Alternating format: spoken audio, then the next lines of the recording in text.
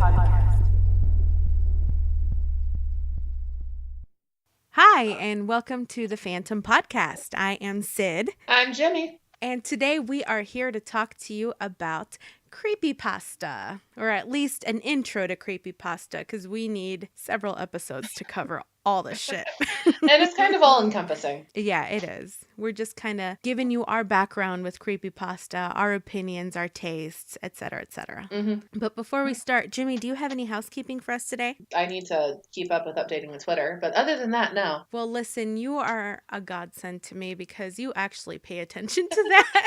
So thank you. Piggybacking off of that, please follow us on Twitter at Fantom Podcast. We also have Instagram, Tumblr, and our Gmail address is fantompodcast@gmail.com. And then I just have slight housekeeping. So we may be taking a break for a couple weeks here because I get to move out of my depression palace to a depression chateau. Going up in the world. Yeah, woo! So no, I get to move and it's going to be difficult to keep up with this while I'm in the midst of doing that.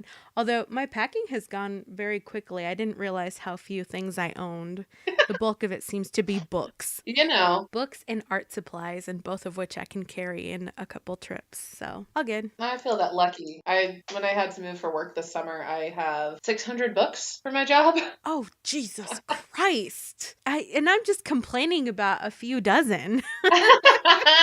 Oh, Lord. Never mind. I take it all back. Jimmy wins.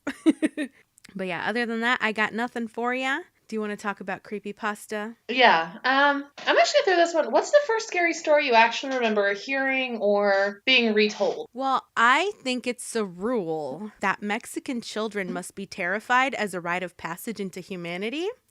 So the first terrifying memory that I have is from when I was like 2 or 3 years old, and it's being told about El Coco, which it's more commonly known as Cucuy, which is just a boogeyman who kidnaps children who don't do whatever the hell your parents are telling you to do, which mine was like, you either go to sleep or El Coco's gonna get you. So what about you, Jimmy? Honestly, this one I actually had trouble remembering. Mm-hmm. My parents weren't much in the let's horrify our child, but they did let me watch an inordinate amount of scary movies. I don't know why. It's what you do as a parent. Believe it or not, it took me a while, but one of the first books I remember reading that creeped me out was The Headless Ghost from Goosebumps. Mm-hmm. I don't know why. Like, I was super tolerant to all the ghost stories from New Orleans, all the ghost stories my parents told me, but Headless Ghost fucked me up.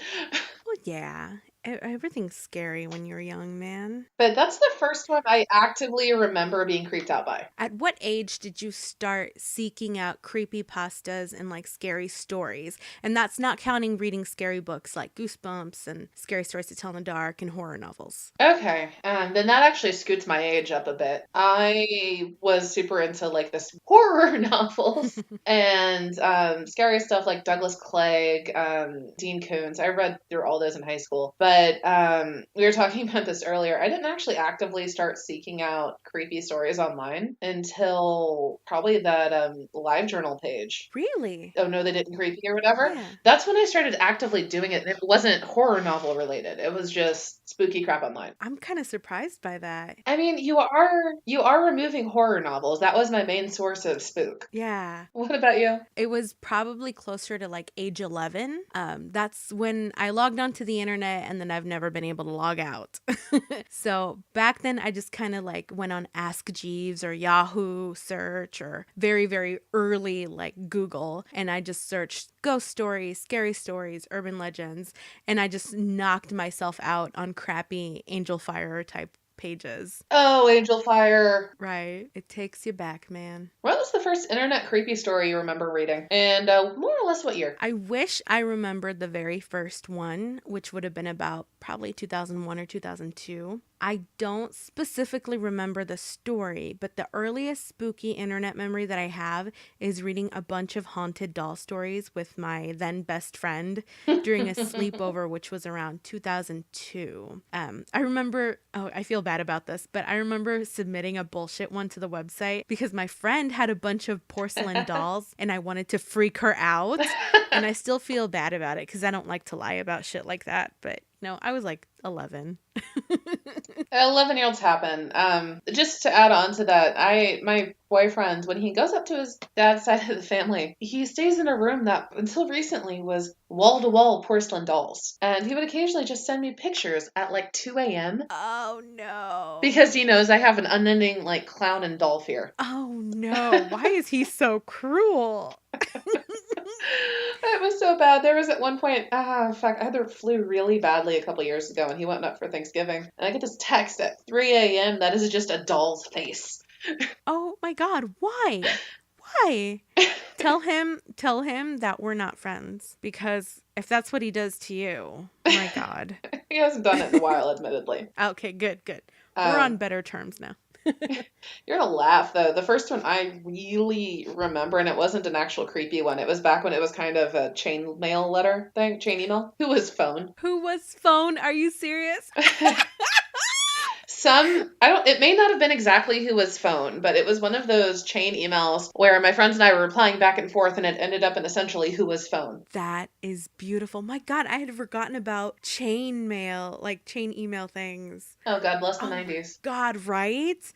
Well, hey, let me ask you a question here. Okay, ask me a question. When you first started reading Creepypasta and all that other kind of stuff, where did you go to get your fix? And then, where do you go now? And how have your browsing habits for Creepypasta evolved? Honestly, at the very, very beginning, we were talking about this earlier. I used to sort of get my fix through a mixture of like odd forums, but I was really heavily involved in unfiction. Mm-hmm. Which was mostly alternate reality gaming, but it would occasionally just crack out into like creepypasta threads. So I was like Slender Man, things like that. It shifted, and it had to be through unfiction where I found No Sleep back when No Sleep was still good. Yeah. And so I trolled around there. It was God, what was the name of it? It was like a woman with an orange, the smiling man, Ugh. all of the old school ones. Mm-hmm. And I trolled around. I found things like. You may not know this one. I don't know. Pokemon Black, the story of the haunted Pokemon game cartridge. I know of it, but by name, but I didn't read it. Oh, it was weird. It honestly distressed me. And this was the same forum where I found, I believe, again, the game about the haunted Zelda Majora's Mask cartridge. Oh, Ben Drowned. Ben Drowned. That was fucked up. Yeah. And I remember it was released bit by bit, so it was super fucked up. After No Sleep, now I just kind of troll around. I get a lot from the SCP. Yes. That always brings me great joy. And if you go down that rabbit hole, you're not waking up for 3 days. I love it. It's my favorite place. So right now, I kind of go a lot of places. There's like a creepypasta.com or whatever. Yeah. That was around for a while, and it was sort of okay, but they're all kind of old. Not a lot of new content, huh? No, I think it was Reddit where I found, oh God, my brain just shut off. The Haunted Children Show. Candle Cove. Thank you. What about you? When I first started reading like scary online stories, it was like Angel Fire. And do you remember it was something called like Terra Pages or something like that? And then Geocities or GeoCities, I don't know how you say it, or whatever kind of crappy make your own page websites popped up on my web searches. Yeah. And then, so that was like super early on. And then I shifted over to the Export on 4chan. Yeah. And that was my shit for the longest time. That was the classic, though. That's where a lot of this stuff got started. Exactly, yeah. And so that was a lot of my teen years was the Export. And then after that, I kind of went over to that LiveJournal community that we were a part of. Yeah, I got a lot of stories there. Then, yeah. Once that died down, then I went over to No Sleep on Reddit. And nowadays, I'll follow just about any link to any page that promises spooky stories. But consistently, I've just been a fan of Googling the shit out of whatever search terms will get me something scary. Yeah, I used to do that a lot. I legitimately can't remember how I found, I think it was that creepy live journal we were both a part of, the doll hide and seek. Oh, one man hide and seek. Holy shit. That was the most fucked up story I've read. Fuck that. I forgot about one though. I was on something awful. Not specifically, but I was there when the Slender Man thread popped up. Jesus Christ. I always avoided something awful like the plague. I always ended up there largely accidentally. I never was active. I'm not even joking. Like one of my friends would go, "Look at this thing." Yeah. Yeah, my boyfriend was a huge fan. Like he had the paid membership and everything. No, thank you. It's not that good.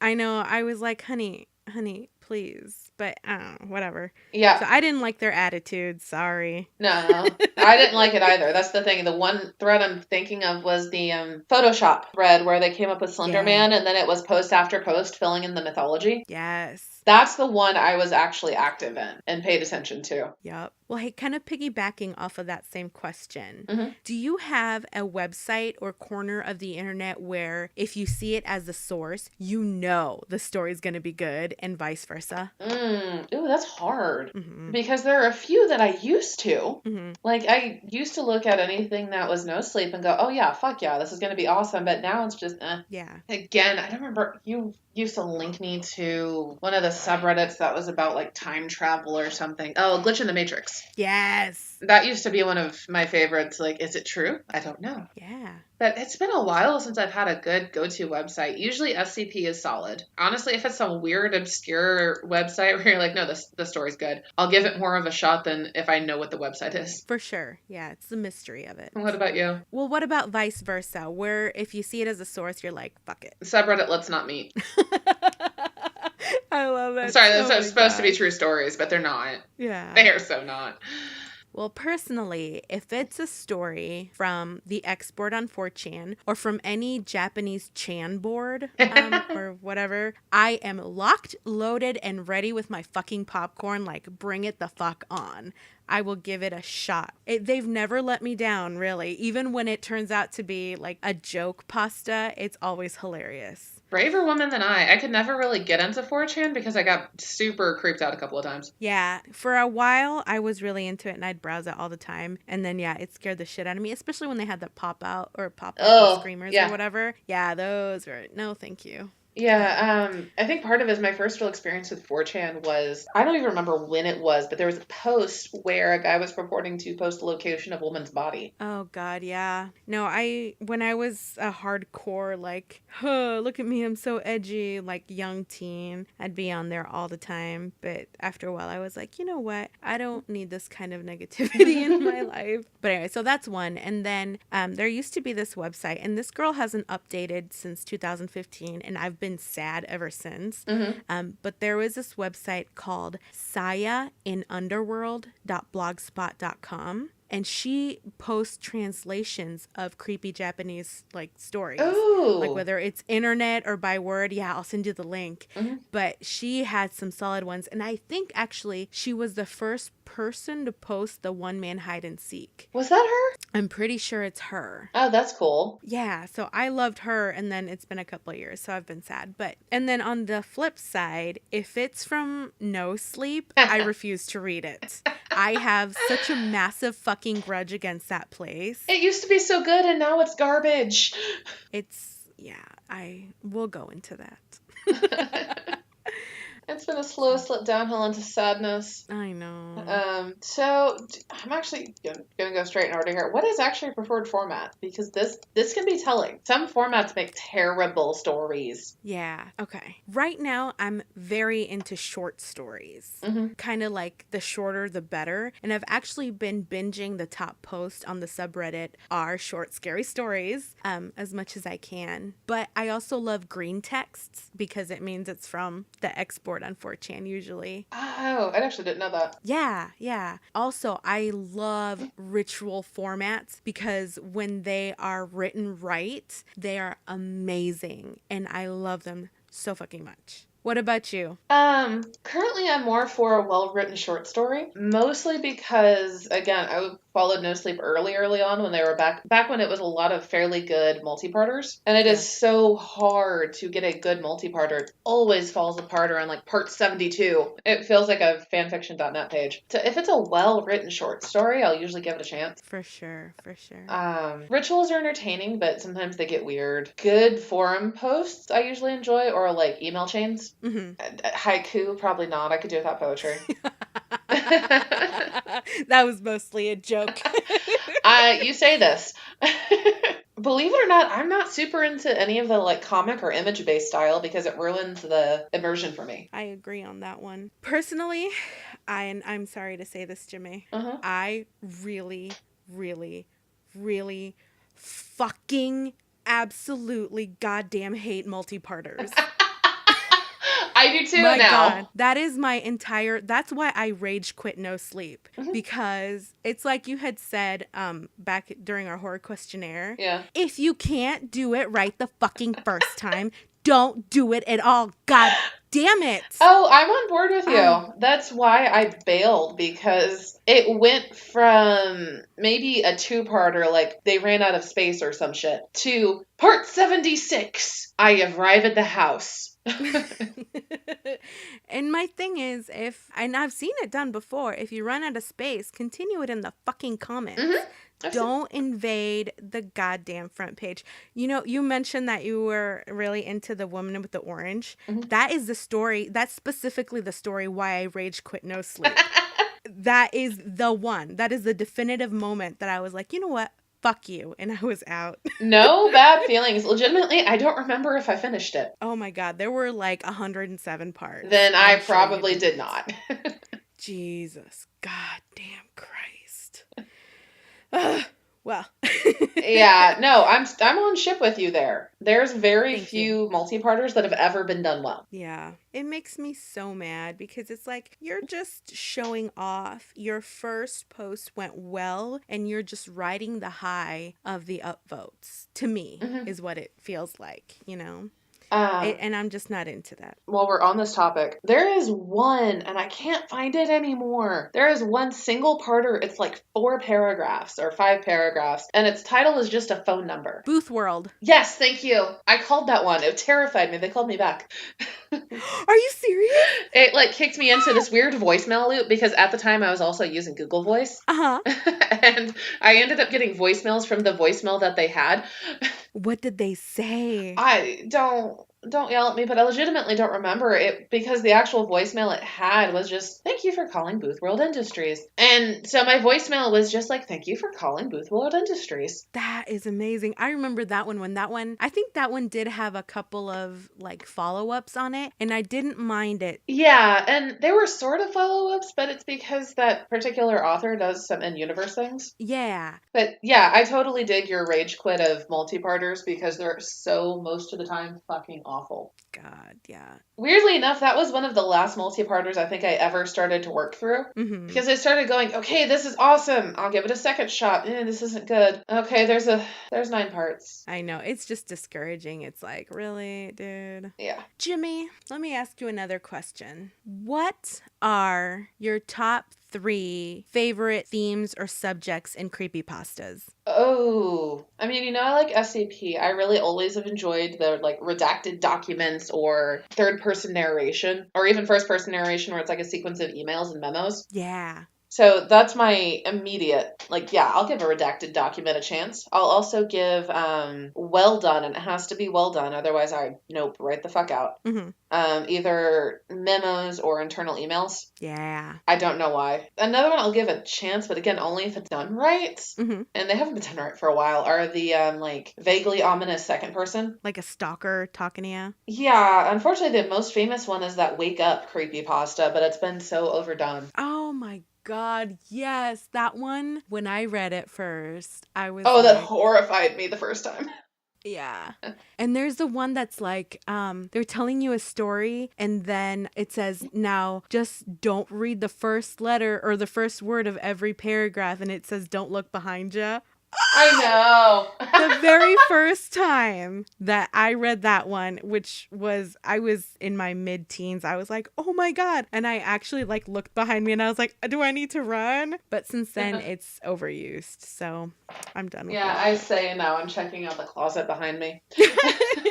Jimmy, don't.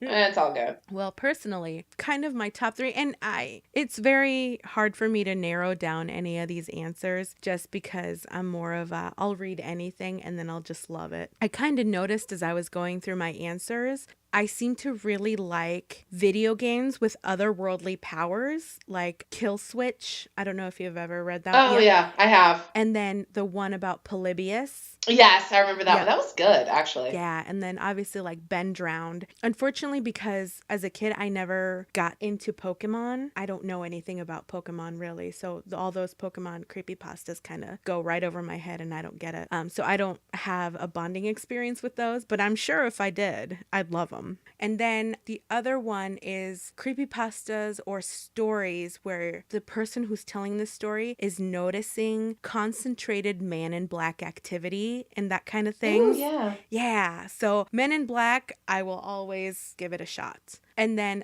the last one that I noticed was that I liked was summoning an otherworldly portal or intelligent being type of thing. The one-man hide and seek or other summoning games. Yeah, kind of, but like the rituals where it's like, go do this specific thing and you're gonna open a door to another world, or do this specific thing and like this otherworldly godly being is gonna come and answer one question for you type of thing. Oh, yeah, no, I remember those. Yeah, so those are my three. Yeah, those actually are good. Let me ask you, Jimmy, Okay. what kind of creepy pastas do you skip over?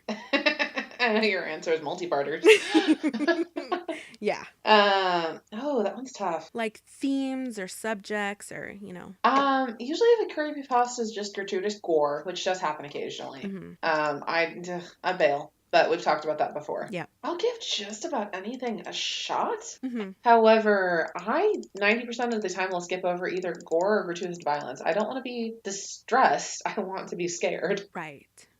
Well, let me give you my answers and maybe you'll agree with me. Usually I agree with you. It's just an assumption. That's what makes this friendship work. So. That's true.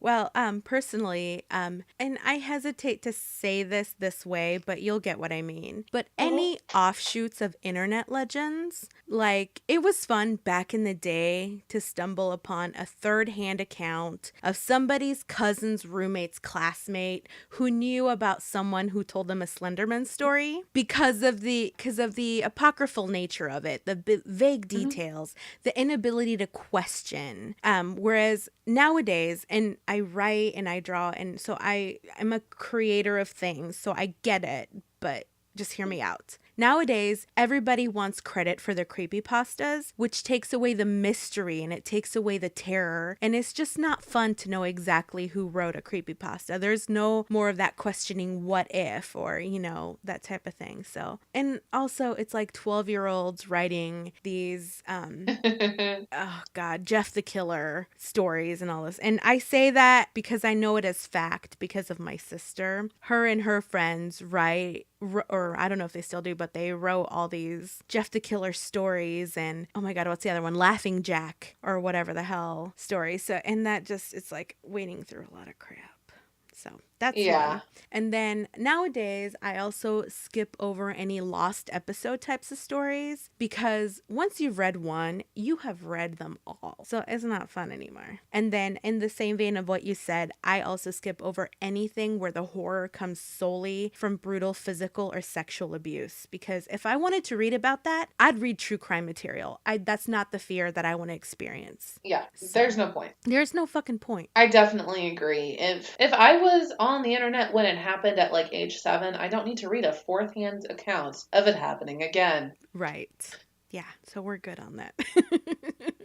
Yeah, and I say this as someone who was into those Slenderman arcs, like, I'm good. Yeah. And Slenderman had his heyday, and, it was fun building the lore and all that fun stuff, but like I said, it's the whole apocryphal nature of it. Whereas now, like I said, I get it, but also everybody's like, this is my Slenderman story, and you're just like, okay, but that's not the point. Yeah. I'm such a negative Nancy. Nah, you're not. I totally dig. Thank you. Well, I'm gonna skip down a little bit. Okay. Because I'm wondering, how do you feel about actual creepypasta narration? I'm not into them at all. Like, I'm not either. At all. Some people have good voices and are either well-versed or have a natural talent for little nuances like intonation and pitch and pacing and where to put their pauses and stuff. But the majority of them are done by individuals with just a microphone and a YouTube account. And it just sounds like a bad campfire story. And it just doesn't help me immerse myself in what they're telling me. Mm-hmm. And I say that as somebody with a microphone and a YouTube account. So...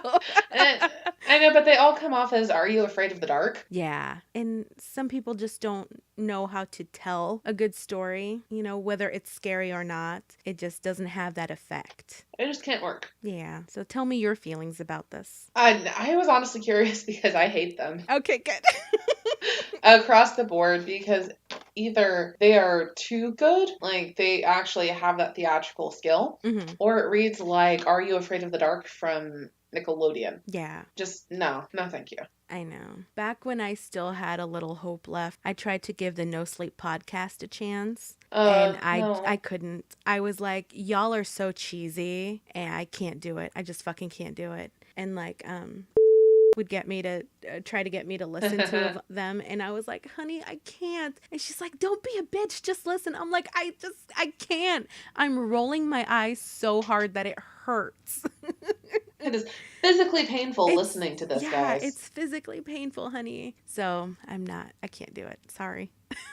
I've never really been able to. I was just curious because it's not something I can get into. Yeah. Well, I'm glad we're on the same page. Well, hey, Jimmy, let me ask you another thing. Let me do the thing. Do you separate your reading experiences between what you perceive as fiction and true personal personal experiences, or do you treat all stories, accounts, or creepypastas as the same type of thing? I don't really differentiate. Like, some of them I'll know they're going for a certain tone, or I know legitimately it could have happened, so I'm not in the place to question. But I tend to just roll with it. Like, they're all fictional. It's all good. So that means I occasionally get bogged down in, you're a terrible writer.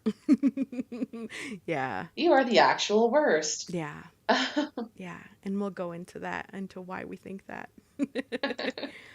But it's hard. Yeah, I get it. Well, personally, I abso-fucking-lutely separate them. They are two completely different things to me, which require different moods to read. So yeah. I prefer if things have a sense of being true or a personal story attached to it, even if my suspension of disbelief needs to be set to super generous, you know? And I can usually tell from like the first sentence if a story has this vibe or not. I don't know how to explain it or put it into words, but I'm usually like first sentence, I know if I'm in or out. I just cannot fucking stand stories that claim this actually happened, and then they read like an overeager creative writing student who's pulling every cliche in the book to make their story sound edgy or cool and intelligent. You just used 18 adjectives to describe that door. Thank you. Like, some people have a gift, others don't. I get it. And I get that creepypastas are a labor of love, but still, I'm kind of a fucking snob. I tend to treat them kind of under the same umbrella, but that may actually make me more of a snob. No, we're connoisseurs.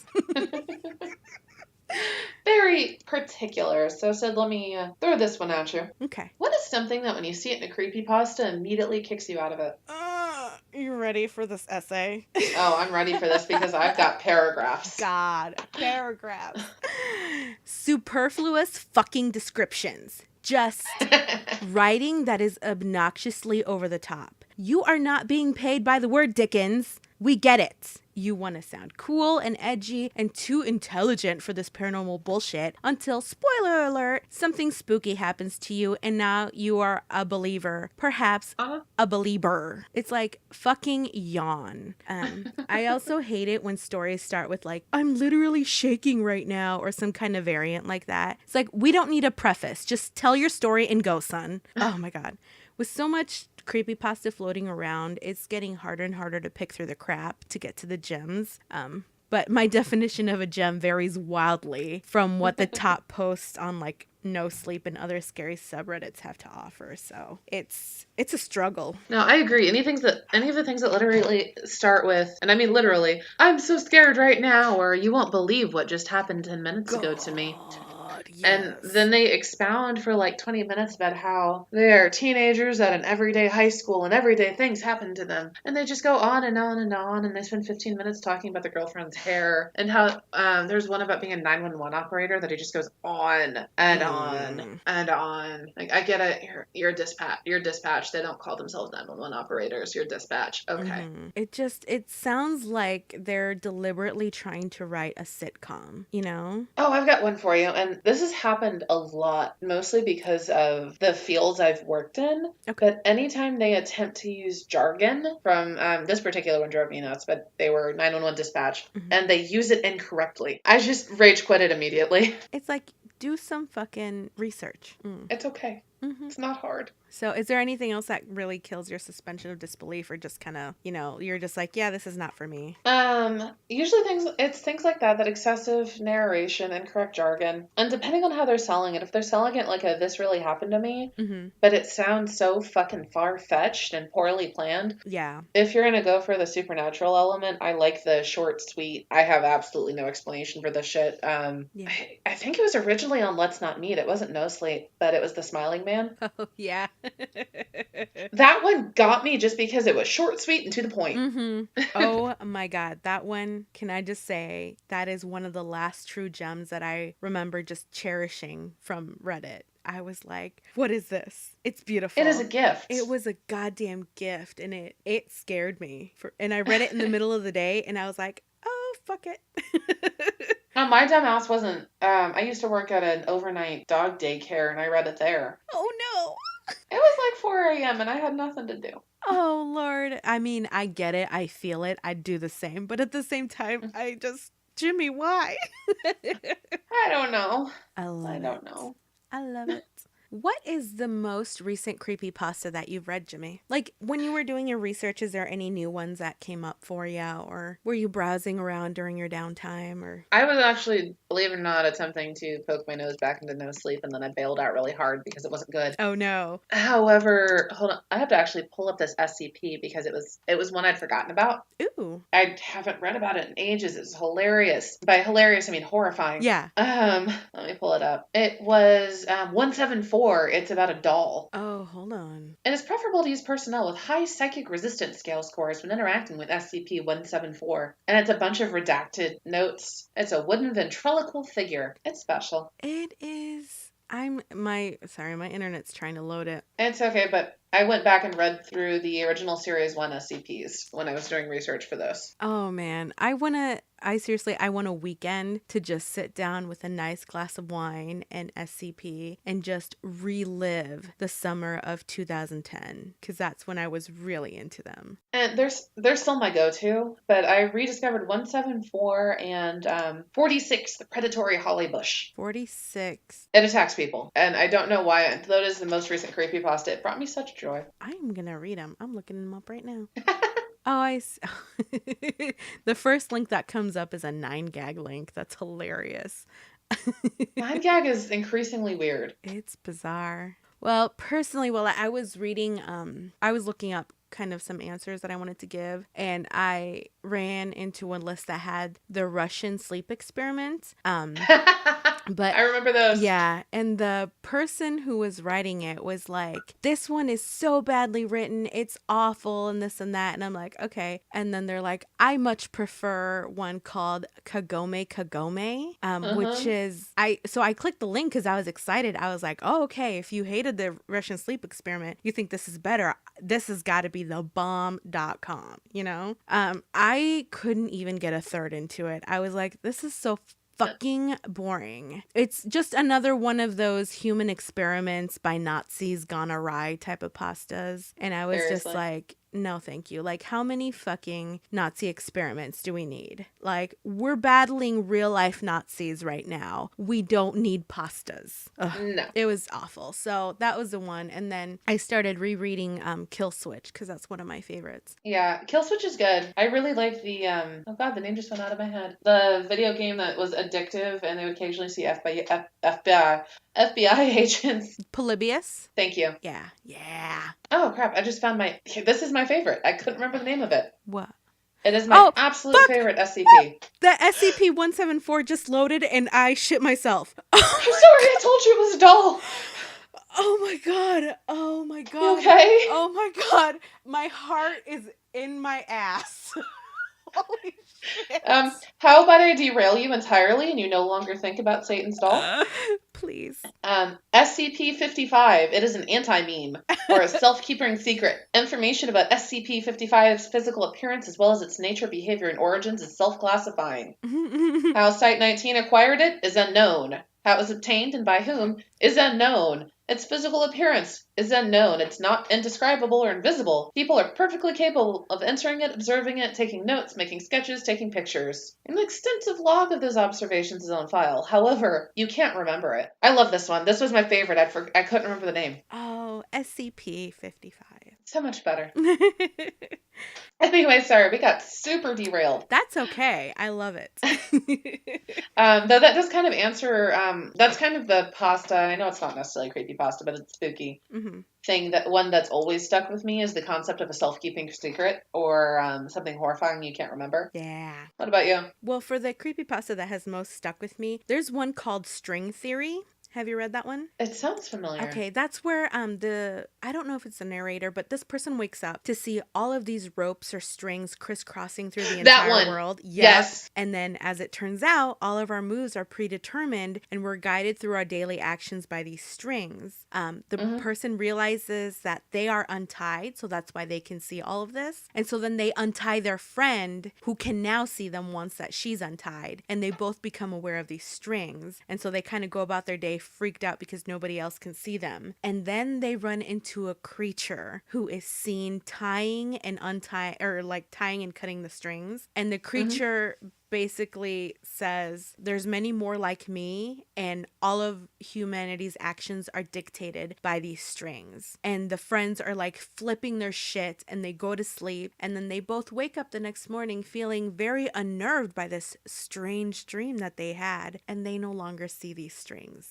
And it fucked me up, man. I mean, as it is, I have a real problem with existential panic. And that just, god damn. Oh, I remember that one. That was when I was just really getting into it. It was 2010. The first time I read it, I didn't realize how much it would get to me, but it really did. Yeah, that's distressing. Yeah.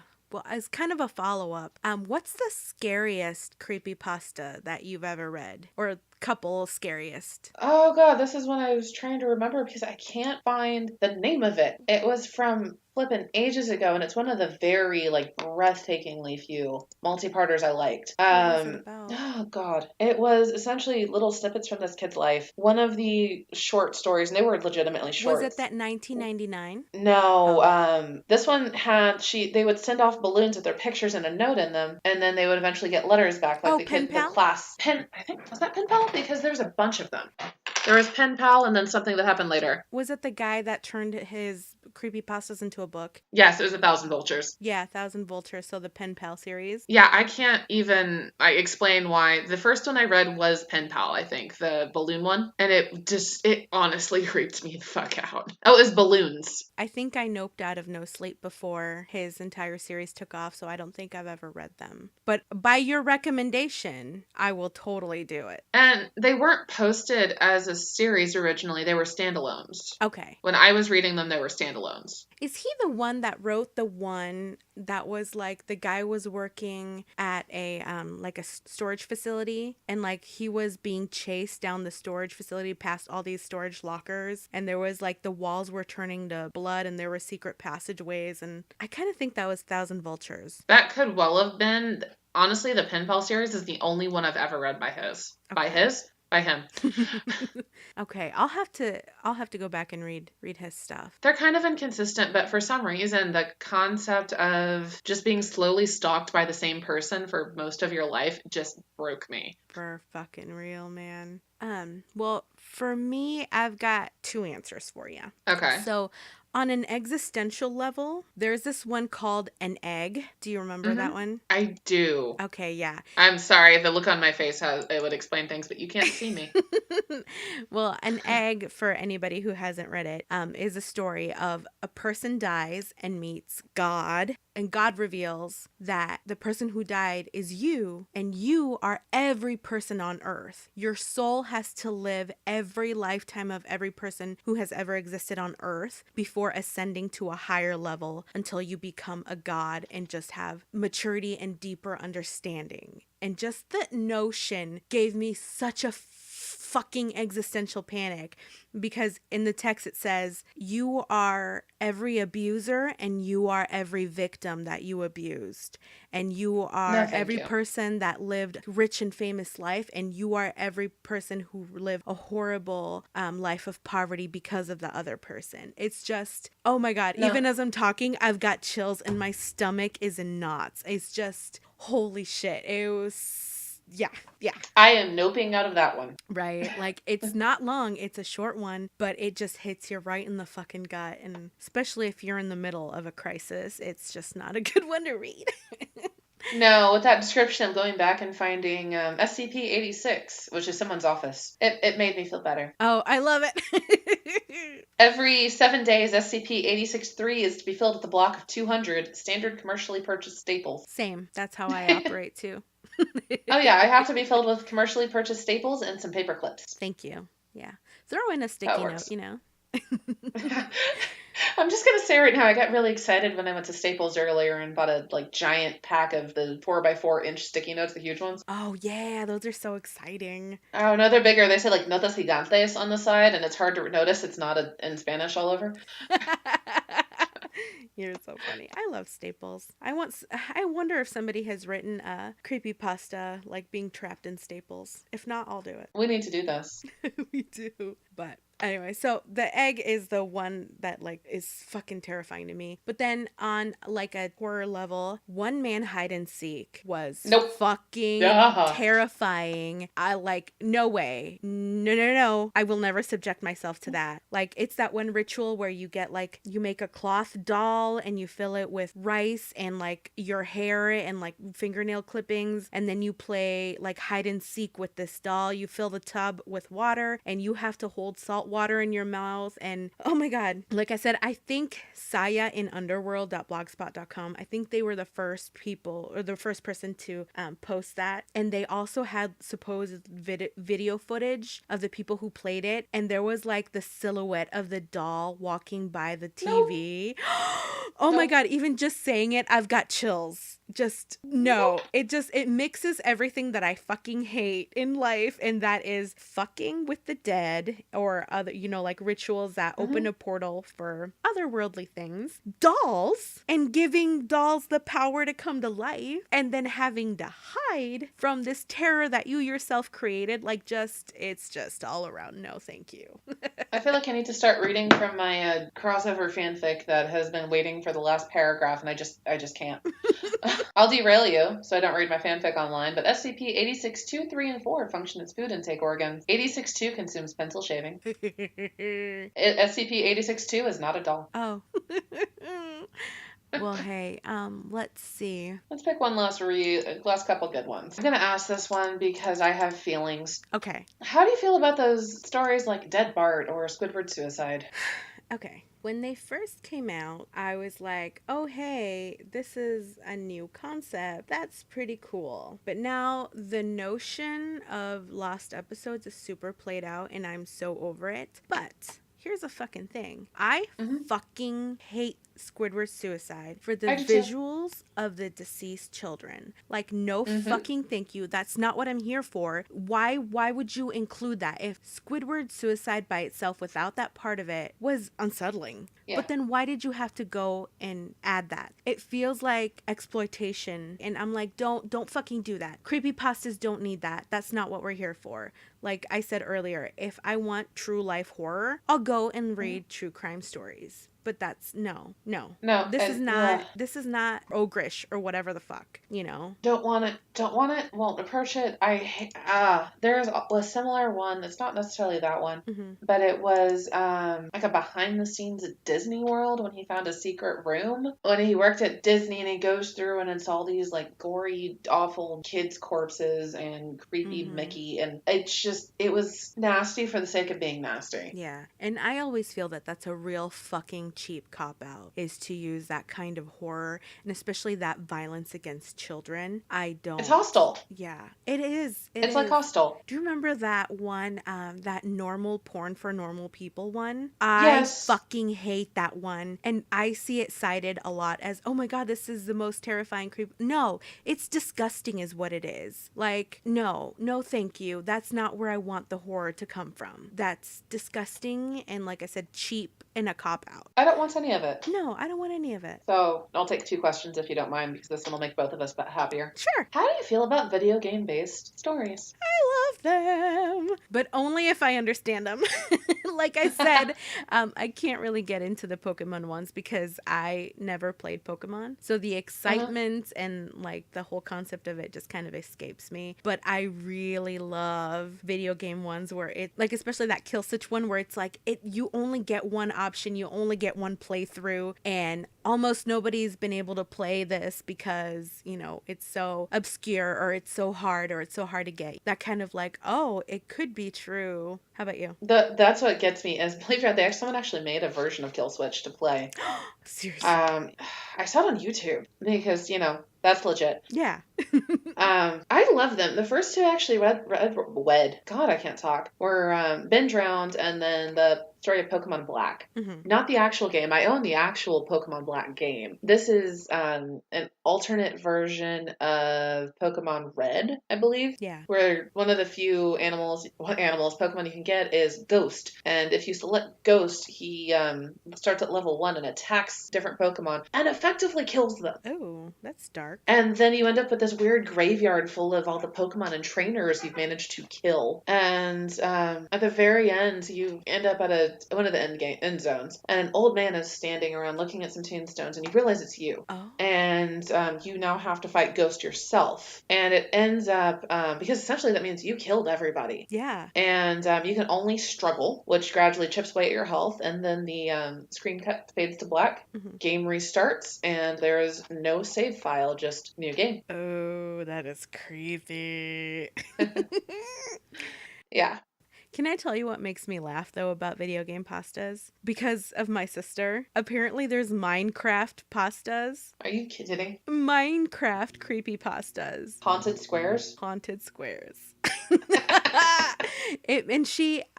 I'm pretty sure that I was around when she was watching some of those videos on YouTube, and it's like you have to get, I don't know if they're squids or whatever, but a squid in this color and this color and this color, and then you have to hit it with this color hammer, and then you have to create this thing and then make this portal out of these particular squares. And I was just like, that seems like a lot of fucking work to be haunted. Like, that's amazing. No thanks, but that made me laugh a lot.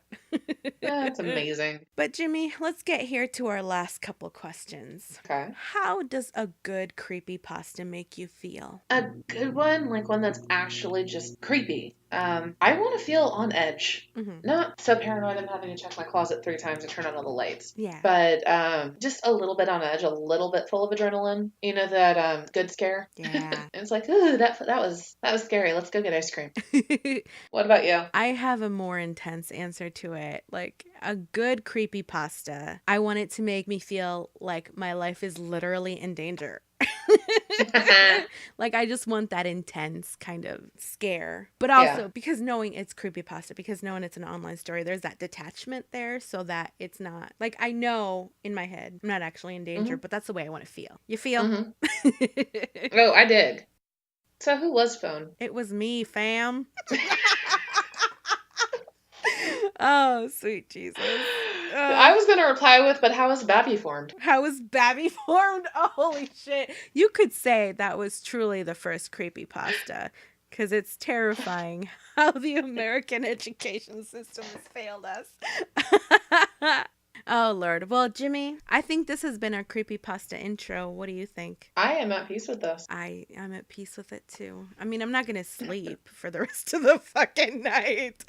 But, you know. And I think next time we'll just kind of delve into more specific creepypastas and talk a little bit more about Oh, we'll definitely have an episode solely dedicated to the SCP Foundation because I have a lot of Yes. feelings. I know you I have have a so lot of many. feelings. And It's my favorite feeling. yeah, we'll talk about that and we'll expand a little bit more on our creepypasta tastes and just kind of like go into the classic ones and what are the earlier internet stories that we read and how we feel about them. So I'm very excited. But like I said, we're going to take a little bit of a break just Hmm. because I got to get my shit together. Literally. It's all good. To be honest, it lines up really nicely with the break I have to take. Yeah, so it works out great. We'll be back in January. We'll be ready to talk about more spooky things, and then hopefully we'll gear up as well for our Hannibal episode. Which I am so jazzed for. I'm going to scream for ages and ages and ages. So I hope everybody's ears are prepared for that. If not, you have a few weeks to prepare. Yeah, take a deep breath, get some hearing aids. Some nice, like, gourmet earplugs going on. Fix yourself some tea, grab some wine, stock up. But all of that is people. And all of it is people. Oh, man. Well, thank you so much, you guys, for sticking with us here. Thank you for listening. We appreciate you. We might be standing outside of your window, peering in lovingly at you. Your hair looks nice tonight. It is beautiful. Is that a new pomade? Mm. Oh, that was a distressing little I try. Well, thank you so much, guys. Happy holidays. Have a happy new year. And we will see you in 2018. Bye. Bye.